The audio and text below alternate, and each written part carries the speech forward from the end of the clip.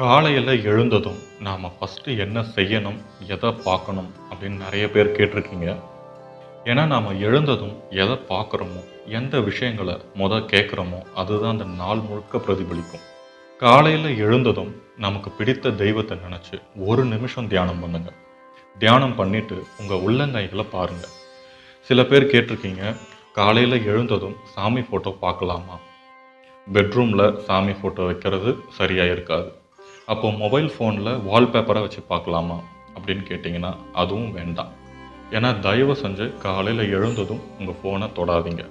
நீங்கள் மனசில் நினச்சி தியானம் பண்ணிவிட்டு உங்கள் உள்ளங்கைகளை பார்த்தாலே போதும்.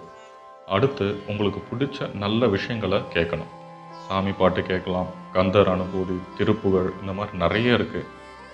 இதை நீங்கள் தொடர்ந்து பண்ணும்போது அந்த நாள் முழுக்க ஒரு மகிழ்ச்சி, தைரியம், தன்னம்பிக்கை அதிகமாகும்.